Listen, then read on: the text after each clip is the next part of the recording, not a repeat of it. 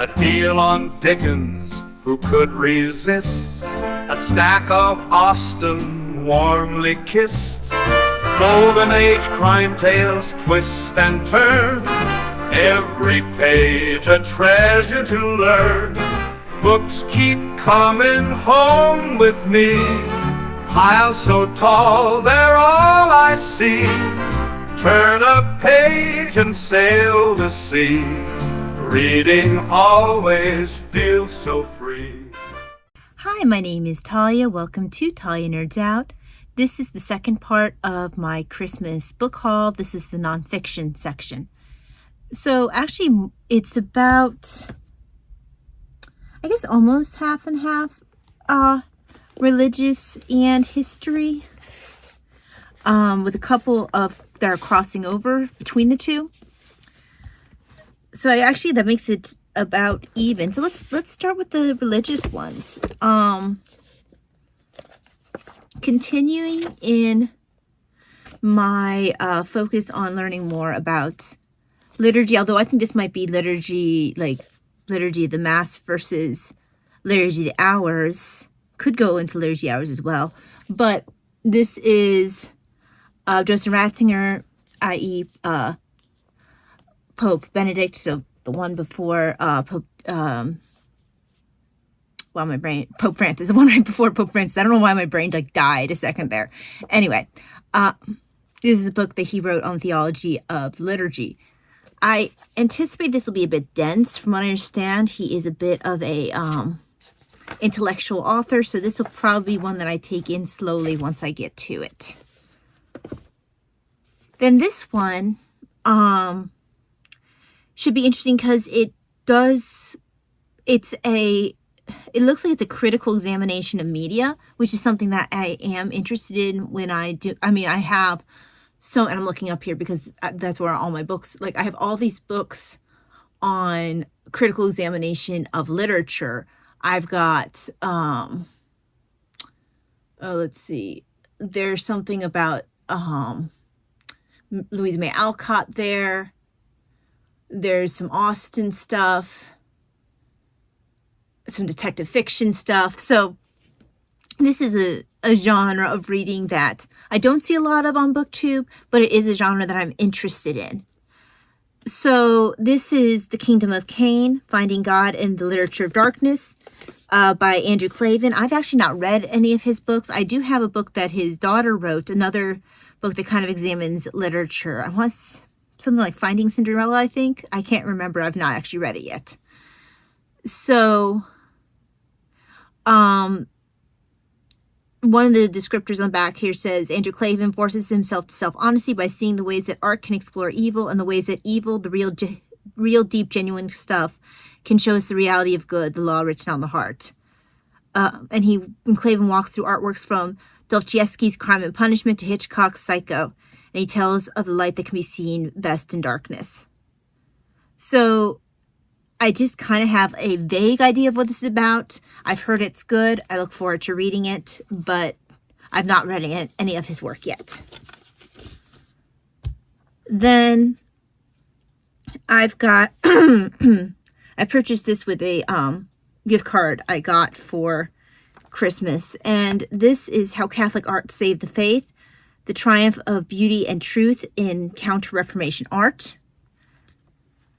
And that's something that in the past couple years I have been finding myself focusing more on is history and art history specifically.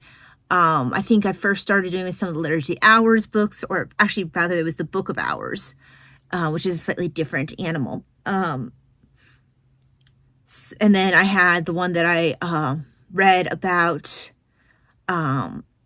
different, I think it was put out by the Bible Museum, and it showed different illuminated Bibles. So just going to adjust the camera location a little bit. All right. But yeah, so I am adjusting that. There we go. So I look forward to reading this.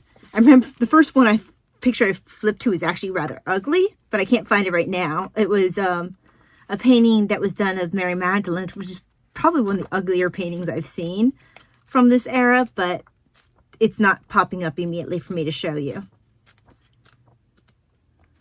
I actually have talked to people who mentioned that the art, some of the Catholic art, is what led them to the faith, which I thought was interesting.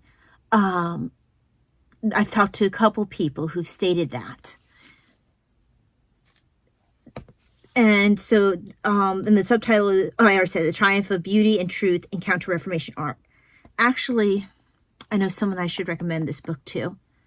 I'll have to make sure I message her. She would enjoy that. Then this one is called, we'll see if I like the writing style, because it kind of, I'm always a bit hesitant when a book has a more like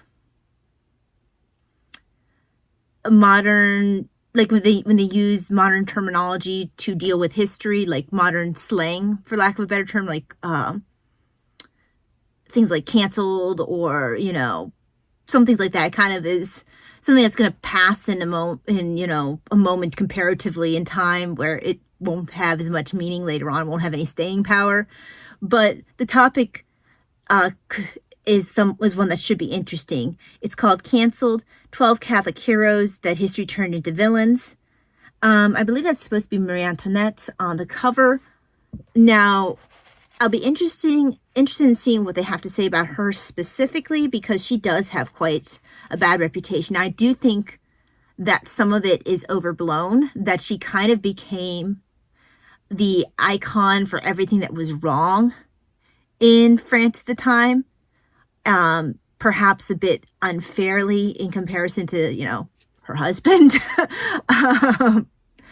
But I think it was easier to blame her as someone who came in foreign and who, yes, lived opulently, but I don't think she lived any more opulently than him. But I think it was easier for them to put more blame on her. At least that's always the impression I've gotten. So I look forward to reading more into this. Mary Tudor's going to get touched upon, which should be interesting as well. I know I have an Eamon Duffy book that touches on her a little bit. He's written a couple of books about her, one of which I can't purchase because it's too expensive. I guess it's maybe out of print or something. But it's kind of like on my mental wish list if it ever comes down. Now, this one, I follow this YouTube channel, and I think it might actually be, I can't remember if it's actually called Gabby's Vintage or if it's called How to Dress Vintage. But she does a channel, mostly I watch her shorts, where she goes through and she does little skits that have to do with dressing vintage. And she'll tell stories from the era in a way that's amusing, but in a way that also highlights the fashion of the time. So this book goes through it starts with the 1900s and goes, I'm pretty sure it stops at 2000. Let's see. Yeah, it's the 1990s so it goes 1900s to 1990s. And what it'll do is it shows a little bit of history. So here's World War II and rations, for example. But then she'll help you look at, okay, this is what the silhouette looked like. Then she'll talk about, different parts of the outfits and show you examples. She'll go through colors that were common and kind of patterns that were common during the era, as well as fabrics and footwear, jewelry, handbags, hats, gloves. But then she'll help you, she'll also show hair and makeup, and she'll give a little tutorial of how to do your hair that way. And then some tips on how to dress vintage in different ways. Now, I'm not particularly interested in pursuing that lifestyle. Honestly, I don't leave the house really, and there's no point in dressing up when you're homebound to that extent. But I've always had a bit of a taste for, I've always thought that some of the older clothes are, they had a certain classiness to them that I always have really liked. And honestly, I mostly have this. Well, first of all, I saw it, like I said, I enjoy her channel.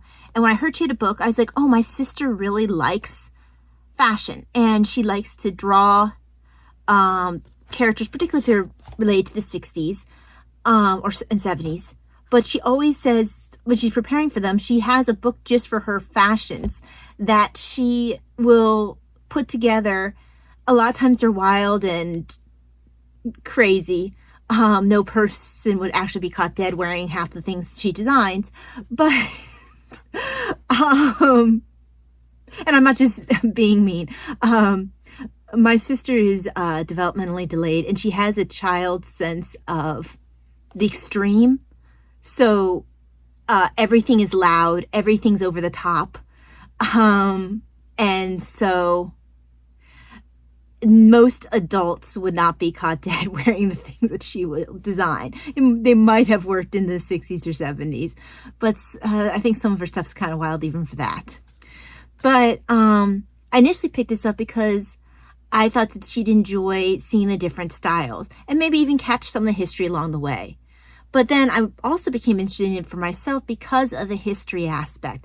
The little tidbits in here I thought could be very enjoyable. So that's why I have this book. And, you know, if I was to ever grow my hair out again, I could see maybe emulating some of these styles. Like, well, I'm too, I could never do the Gibson girl hair. It's too messy for my taste. I just can't do messy hairstyles like up. I have to pin everything to the nth because just a little too obsessive in that way. If I'm going to put it up, it's almost over put up. But yeah, I like the way she puts together the book. It really can hit a variety of interests. It does not just do women's styles. Those are the ones that get a lot of the attention because, I mean, she is a woman, but also because there's a lot that is there. But she does go over the men's styles as well with the silhouettes. And I think she had a section on ties for the different eras as well. But it is interesting, like if you see some of the silhouettes for like the 20s, for example, they're really so boxy. I think this one is the 20s. Yeah, roaring 20s. Which also is very useful when you're reading books of the era of the Golden Age.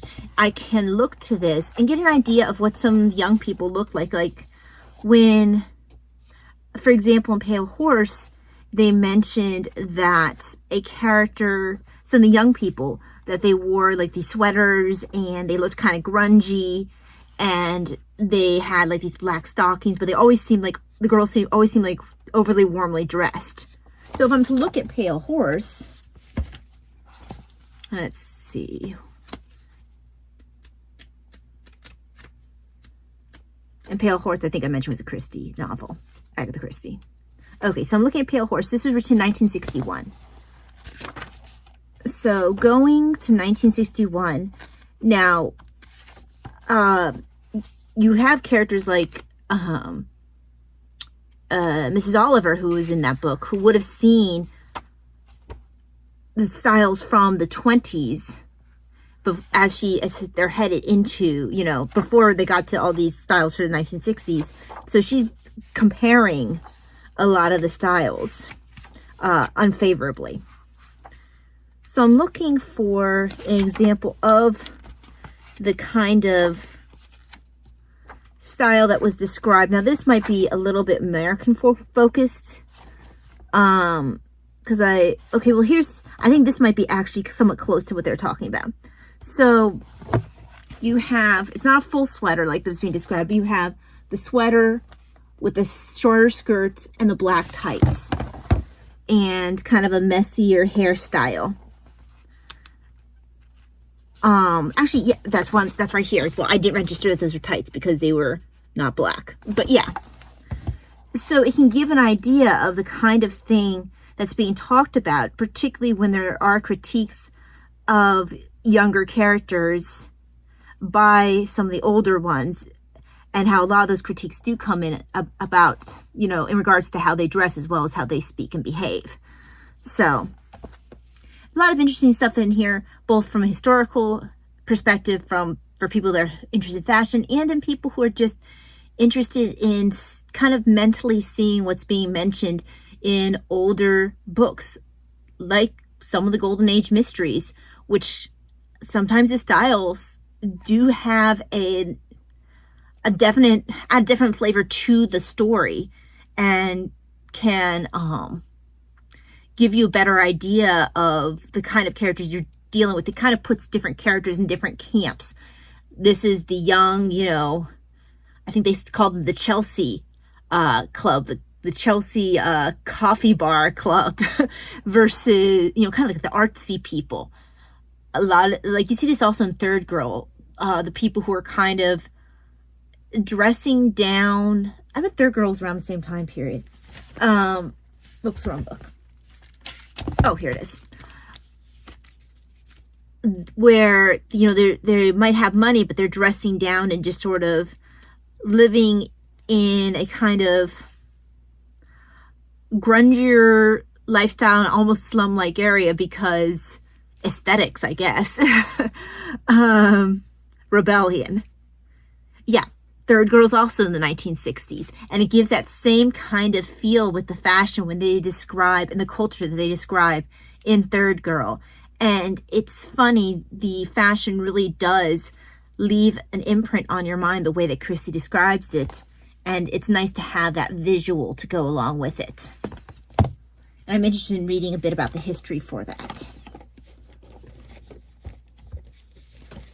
particularly when it pertains to how it was dealt with with the culture around it as people saw it coming in. I'm sure that the feelings of some of Christie's characters, older characters, when dealing with the younger generation during that period, were not abnormal.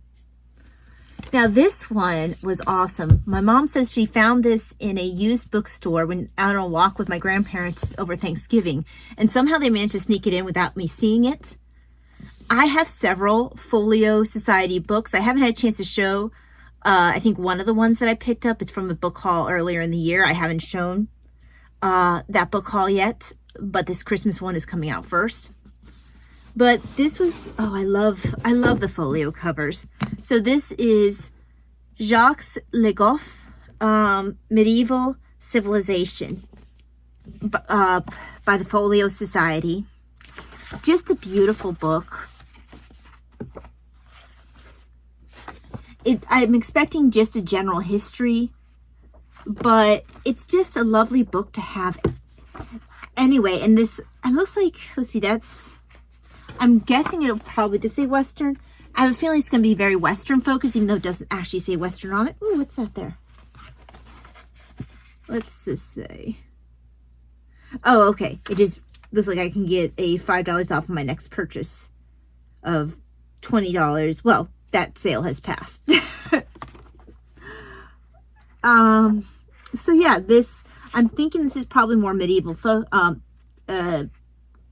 Western medieval history focused, but it'll be interesting in seeing because I've only had a chance to kind of glance through it.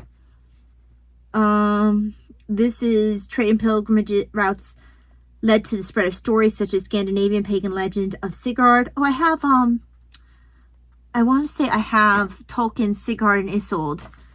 It's either translation or retelling. Throughout Christendom, the doorpost of wooden church at Heilstad, Norway, shows Sigurd dressed as a knight killing the blacksmith Ridgen, a character equally accursed and admired. And more of the Sigurd story on the other facing picture. So actually, I haven't heard a whole lot about that.